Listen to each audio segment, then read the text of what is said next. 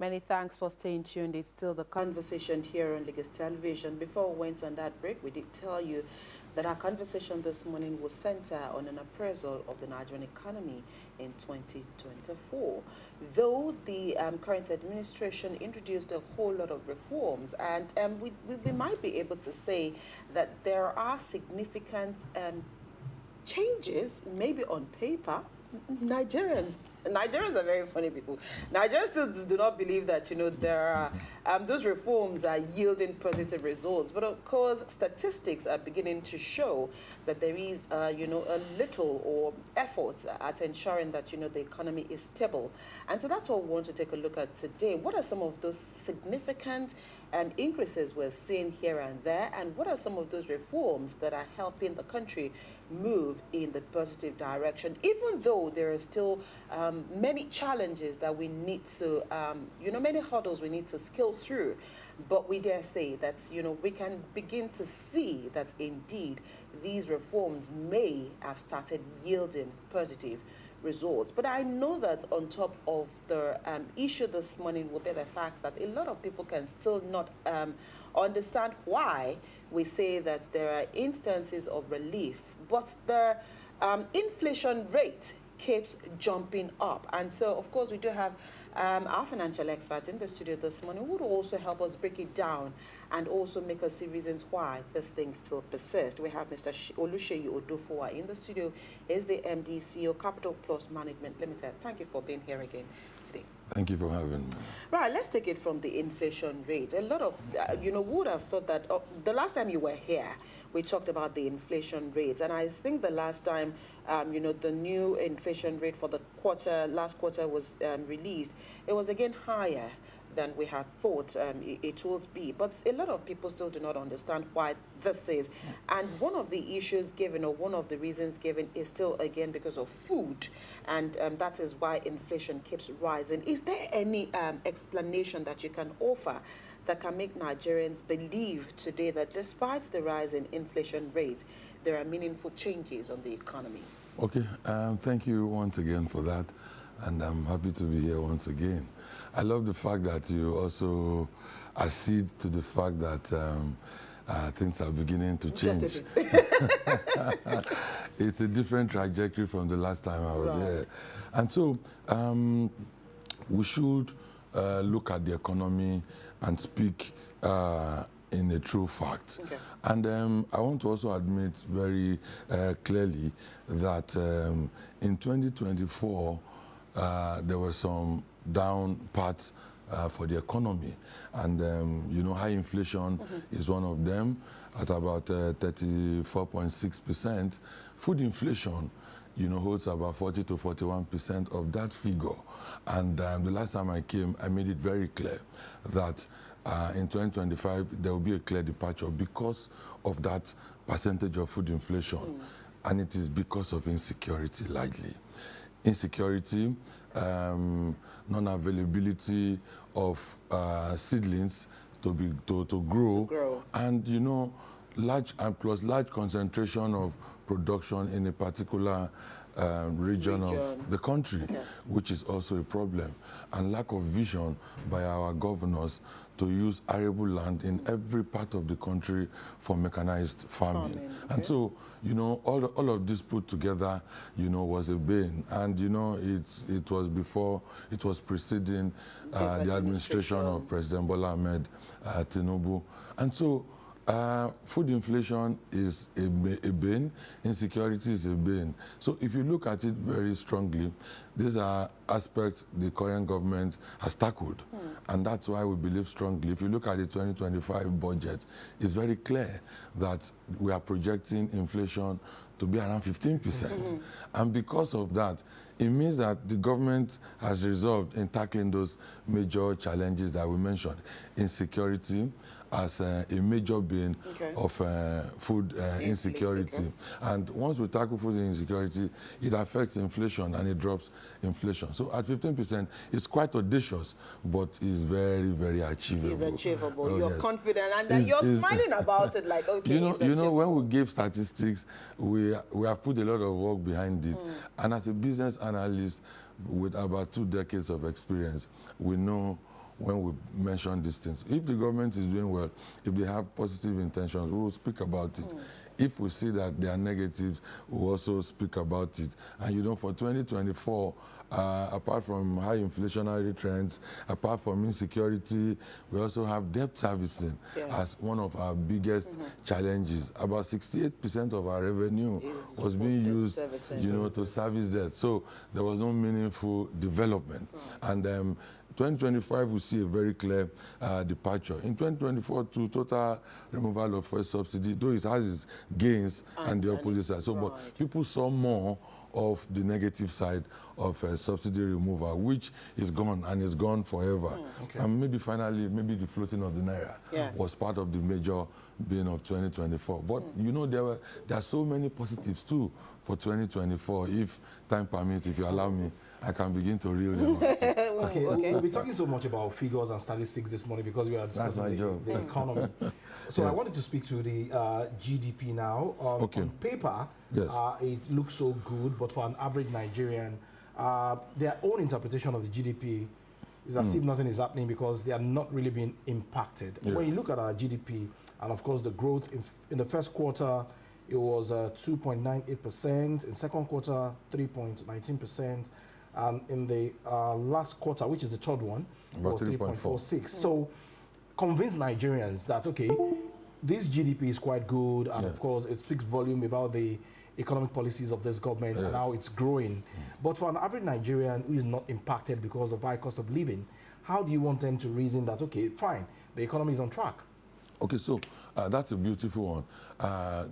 Once you look at the GDP, it is the barometer. It measures the growth of any nation. And so if you look at growth, I don't know how to put it now, but I'll just say that if you have a wound and the wound is healing, it doesn't heal from the outside. It heals from the inside until it comes out to the outside. So look at GDP. People say it's on paper, but that is the way to measure economic growth for any sovereign state. And so GDP, if you look at our GDP at 3.4%, it means that Nigeria is growing. It means that the government is doing the right thing. The last time I came here, GDP was at about 3.2%. IMF projections for 2024 was 2.9%. So it means that we are surpassed, even though our budget for 2024 says that GDP will grow at about 3.6%. Quite audacious too. And that's why, you know, I always speak positively about this government because, you know, initially it looks as if things are quite poor, Nigerians are suffering and the like, but we must do the right things, and it begins to reflect positively over time. It doesn't start growing in year one. We have done the right things for 2024. For 2025, the government has also given out its budget, and the budget is very clear on those areas government wants to tackle. And I tell you, by 2025, according to our own projections, things will begin to yield results. Like the planting of this year, insecurity of this year that has been tackled.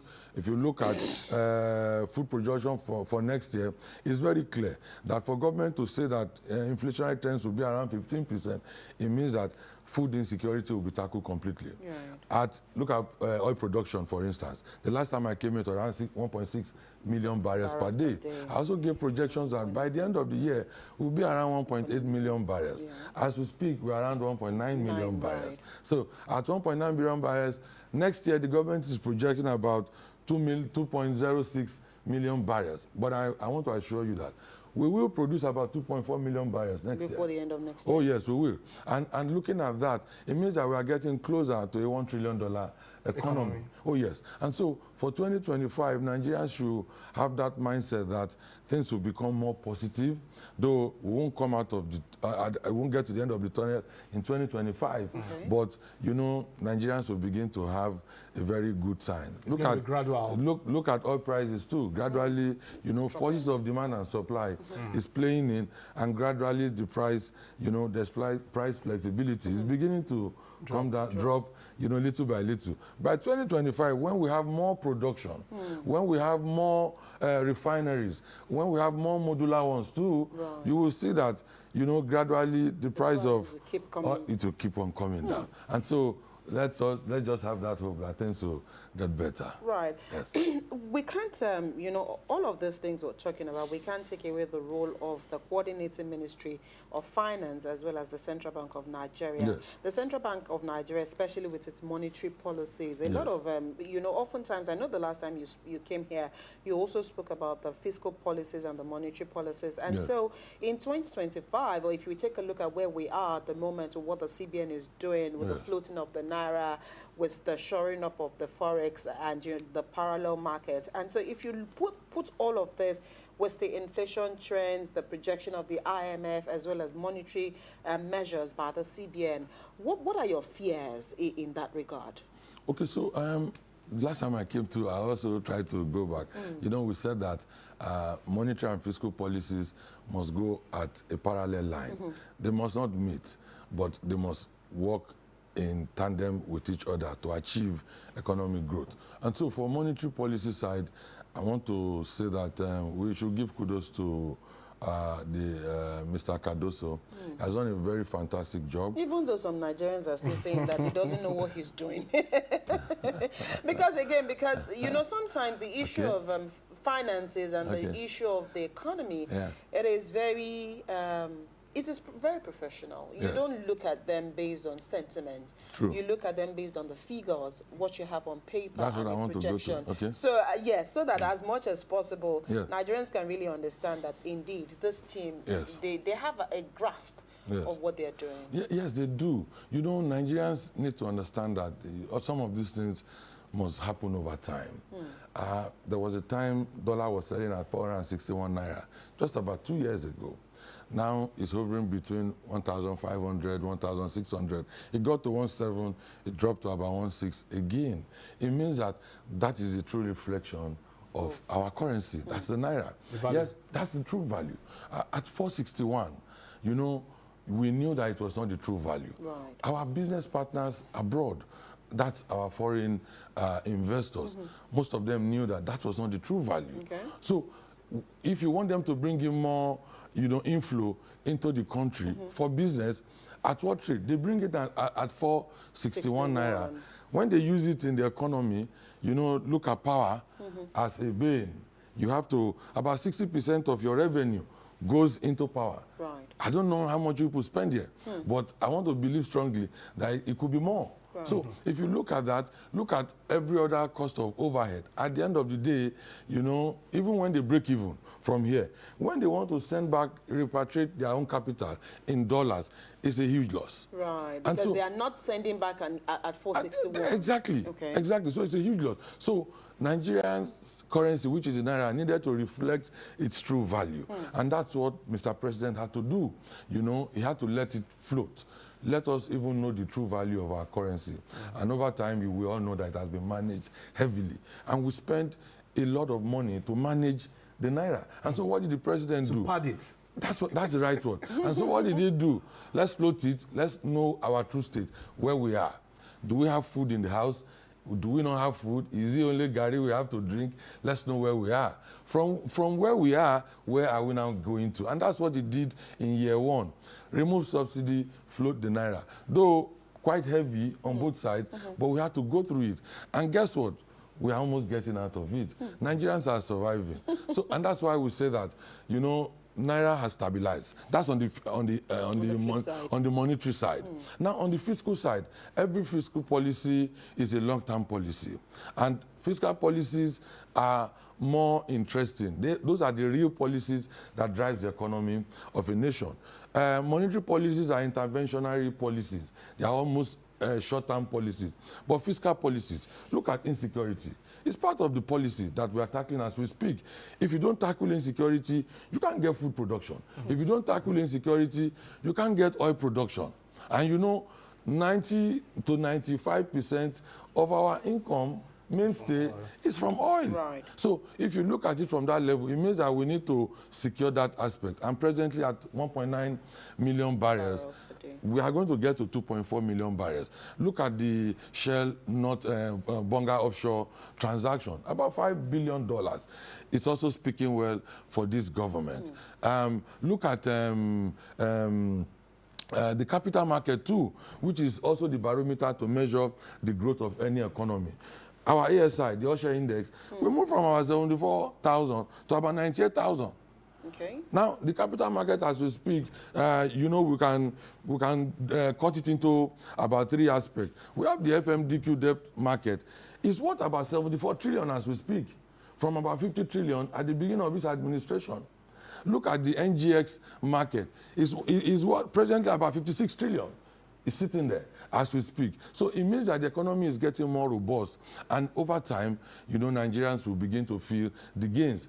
This year alone, in 2024, I want to say that the Nigerian capital market, you know, was one of the best in the world. At 34% average year-on-year profit. 34%.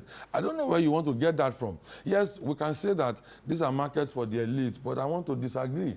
So it means that the economy is growing, but it must, first of all, grow on paper with all the policies put in the right perspective before Nigerians can begin to feel it. If you plant today, it takes time before it germinates. And so that's where we are. So, okay. Yes. I'm happy that you mentioned power the other time. This time around, I want us to look at the sectorial growth of the economy. Yes.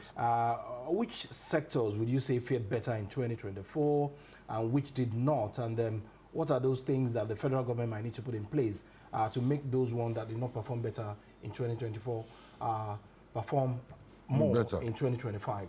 Okay, so if you look at it, the service sector, which is about 58% of GDP, because we need to look at it from that perspective. Agricultural sector gives about 22% of the same GDP. Trade and investment about 16%, communications about 19% thereabout. So we should focus more on agriculture and the service industry. Okay. The service industry is the biggest industry. That's where we have the MSMEs. Yes, and that sector is very vital. And a major component of that sector to have more growth is power. And that's one area I like to speak to the conscience of government to look at. And then what has government done? In 2024, we had the Electricity Act. You know, it has left a bill to become an act. So 2024 Electricity Act, which empowers states, you know, to produce, generate, and distribute on their own.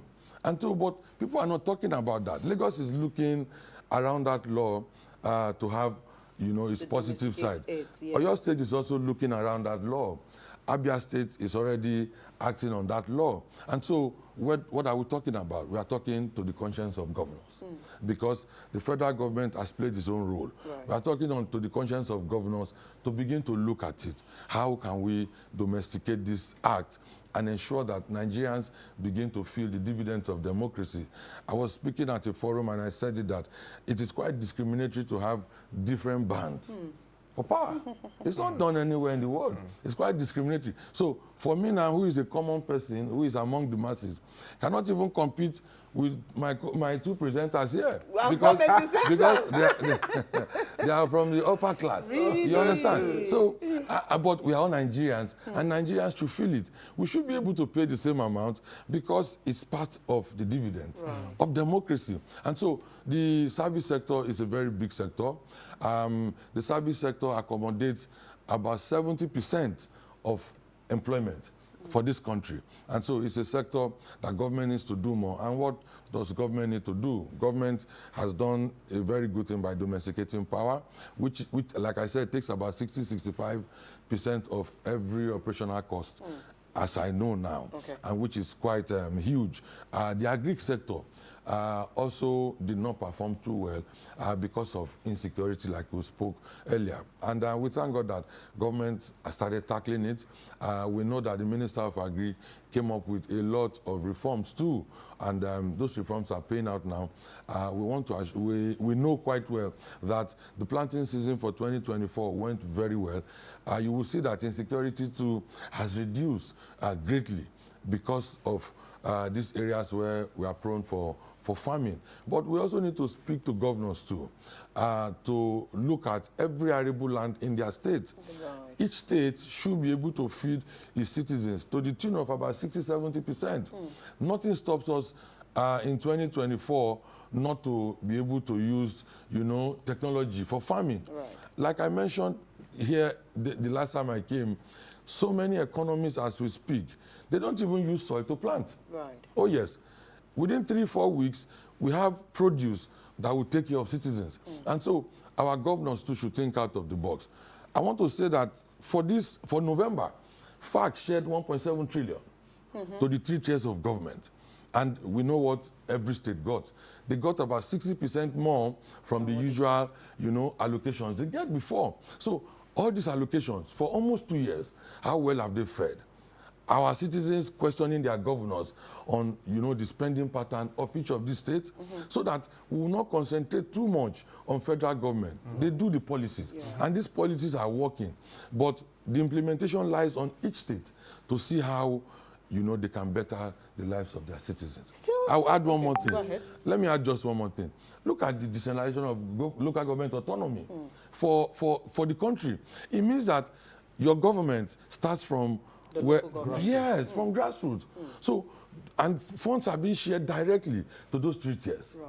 The government even said that any state that does not give a direct account for each local government, they won't be paid. Right. I think that's the best the government at the center can give to each state. So it lies on us as citizens to be more proactive, to be more questionable for our government, as in our local government and direct state government, to be accountable to us. Right. Let me quickly add to the sectoral, to the sectors here, Yes. because mining is also one area that Nigeria is now open to. Yes. Even though there was a 5-year hiatus, especially in Zamfara, but which has resumed.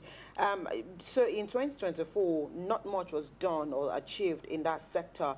But I mean, in projecting into what 2025 can bring into the economy, how best can Nigeria also begin to look at mining as one of the sectors that can be revenue generating sector? Yes, I agree with you very clearly on mining, and I want to also say that the minister for that sector, Dele Alake. Dele Alake, when he assumed office, we had a lot of expectations because mining should be contributing to GDP with not less than about 20%. But as we speak now, mining is not even contributing up to 3% to GDP. Right, and it's a big gain. And Nigeria is so blessed. Look at coal. In the 70s, in the 60s and 70s, coal mining, we had the largest deposit of coal in the world. Right. I think Enugu. In the east, yes. In the east, yes. Right. But as we speak, nothing is happening on coal. Look at bitumen, look at every other form of mineral resources that we can use to grow. What do we have now? Insecurity too is a big bin, but I think that federal government can do more because of all these northern states. The kind of mineral resources that is being pilfered out of this economy is at an alarming rate. We hear feelers that sometimes, they bring in helicopters, take some of these precious metals and off without accountability. Nobody pays tax on them. And so I agree with you very sincerely that mining is another gold mine that we can explore for 2025 to add more to GDP. As we speak in 2025, the 3 areas that we are looking at to service our budget is loans. We have revenues, that's taxes from me and you, and loans from financial institutions abroad, to be able to service this budget. And if you look at taxes, government is also proposing to increase tax. Reform. Maybe it would just also be a good time to talk about the tax reform, which of course Mr. President has said there's no going back on the tax reform bill. Yes. Are you also confident that the tax reform has been worked on by this administration Is in that direction also going to help the economy as stated by Mr. President, or is it just one of those things that we might see again as one of the things that may impoverish Nigerians? It won't impoverish Nigerians because the budget is quite large, 49.7 trillion, which is about 78% increase from 2024 budget, even though some of us still believe strongly that our budget is still very small compared to the likes of Egypt, South Africa. It's still very small. It's still very small. Wow. Nigeria should be hovering between 100 trillion. Oh. Yes, 100 trillion, 150 trillion naira budget if we really want to get there. And to get to a $1 trillion economy, we need a budget size that is quite bigger. So it is because of the fluctuation of the naira, the increase in that is why we have this kind of budget. But if you compare 2024 budget, when dollar was around maybe 900 thereabout, to now that is 1,500. Right. So it's almost a budget of the same size. Okay. Yeah. Okay. It's almost a budget of the same size. So if you look at the shortfall, if you look at the short, so it is because of the dollar that we're having this type of budget. So, but we need a bigger budget to thrive. If you look at that budget, it's mainly on tax, oil, and loans. So those three. So taxation is a big part of next year's budget, and that's what Mr. President is projecting. So I'm very positive that with a wider form of consultation, Nigerians will accede to the fact that we need our tax reforms, and it will still come to play. And once it comes to play, Nigerians may be taxed a little bit much more. But if you look at that tax reform, it's for the benefit of every Nigerian too. Some particular, I don't want to. It's a very touchy aspect because of a particular region of the country. But if you look at it too, we have come to that point where Nigerians must speak to fact and truth to tell us, the truth. We have some states in the country who use the penal code, who do not accept alcohol, but yet they share from the alcohol tax. Though the percentage might be very minute, but every state that produces more, every state that generates more, they deserve to earn more. Okay. And that's what the summary of the entire tax reform bill is saying. So though it might affect some states, but it means now that you need to think out of the box as a state. It means that your governor must now be more creative. And a particular section of this country, the way their own way is quite different from ours. I don't want to use the word ours. from the other. So and that's why the clamor is more from that side. And so we all must wake up and begin to think out of the box to be able to achieve this goal. So tax is a major part of next year's financing for the 2025 budget. We know oil is already doing well. At 1.9, we are looking at about 2 million, up to 2.4 million barrels a day. It's going to fund it very critically. And let me tell you, we are still going to borrow. Okay. We will. Yes, we are still going to borrow. All right. Mr. President has been to different parts of the world, looking for foreign investors to come into Nigeria and invest their money. And like you rightly identified the other time, the government is doing a lot to tackle the problem of insecurity in Nigeria. Yes. With this move of Mr. President, does that give you the hope that there will be more foreign investors coming into Nigeria in 2025 to invest their money in the economy? Yes. So I want to say very clearly that Mr. President is on the right trajectory. He's doing the right things even at the right time. He's canvassing for the country around the entire globe is beginning to yield results. And when I say results, positive results at that. Insecurity, like I said here, even the last time I came and in different forums, that is the main bane of our growth. Once we tackle insecurity, it helps to rejig the economy and grow in most of this sector. She mentioned mining. Insecurity is a major bane in mining. Oil production, we are beginning to have a settled figure, OPEC benchmark 2 million, we are back to 2 million. And it's been consistent just for about 60 days, thereabout. And we project that we'll do more. Agriculture, that we have said, contributes about 22% to GDP. It should be more.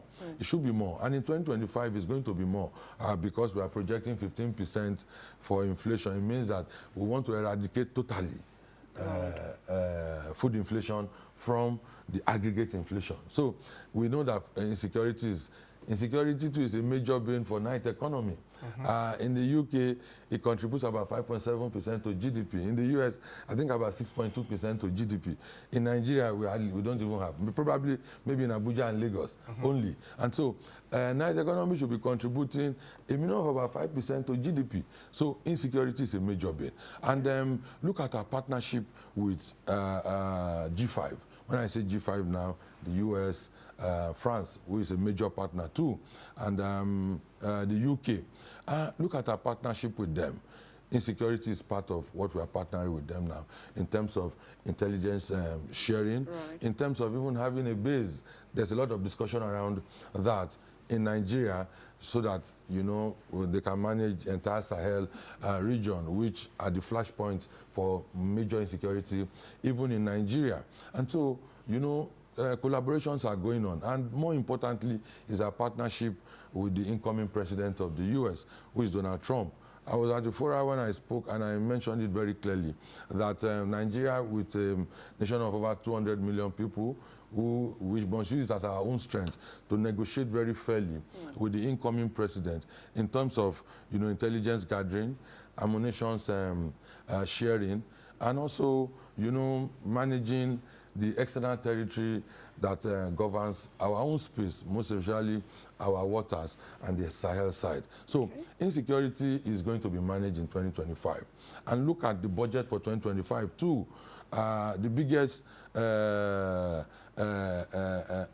there is security and defense. And it is strategic, you know, for 2025 budget to be able to thrive. So that will attract investors into the country. It will. Right. As much as, you know, you've identified the facts that this administration is on a right path. Yes. And, you know, they are doing all they can to ensure that the economy is stable. Yes. There's also the need for that social impact between government and the people. Because, again, when you have policies, but you're not translating it in a right manner for your citizens to know what it is you're doing, then there becomes a problem. So communication is very important here. So if you take a look at how the country has fared in 2024 and looking at how the country would be better in 2025, what would be your advice to government in terms of communication strategy for the people to also have an idea of what government is doing? Break it bare, break it down so that, you know, Nigerians can really understand, you know, the right path, some of the things we're doing as a country, some of the challenges we are facing. How important is it to have the buy-in of the populace or the citizens in whatever government is doing so that we all can be on the same page? I want to say that that's what we're also trying to do now. If you look at it now, this is I know this is your it's a civic responsibility. It is a civic responsibility. And I'm happy this station is doing its best to be able to convey, even though none of us here is a spokesperson to the government. And so that is our duty. But more likely is that government, the policies are good. Look at the education loan. Look at the family support program, and so many other programs. I think about 300,000 students have benefited as we speak from the student loan to be able to attend any federal tertiary institution. Private universities are all, even state, So the government policies are right. Government is doing its best. And I want to say that we are calling to the heart of, you know, not just maybe the Ministry of Information or National Orientation Agency. No, I think they are doing their bit, but they need to do more. But more importantly, Minister for Information, you know, over time. In 2 years, the president just had a media chat, which I think that it should happen every 6 months. Right. That's my own thinking. If I were Mr. President, I would talk to people almost every day. Right. I will talk. Because once they hear you speak to them. I will talk to people every day. Because Nigerians are loving people. Nigerians are accommodating, and they are very resilient people. If you speak to their conscience, they understand your trajectory, where we are coming from, where you expect to take them to, and the steps you want to take, and your own position too, how disciplined you are in achieving what you want to achieve. So you need to practice what you preach. Right. All your ministers, all your appointees must also practice what you preach. I think Nigerians will follow. Okay. And that's why we have a country that is very stable as we speak. As we speak. Look at so many African countries. There's no stability. War. Mozambique, as we speak, is boiling as if, you know, with a lot of debt. Right. But Nigeria is stable, and we speak that they should do more in projecting their policies. All right. We'll have to leave this conversation here this morning. Thank you so much, Mr. Oluseyi Odufuwa, MD, CEO, Capital Plus Management Limited. We thank you for your time on the program today. Thank you for having me. Thank you. All right, and we do hope that, of course, the federal minister and others will also take a cue from his admonition this morning. Nigerians are loving people. Nigerians are great people. All they want is a sense of belonging and just wanting to know what exactly is going on. Thank you for watching this side of the program this morning. We'll take a quick break. When we return, the conversation continues.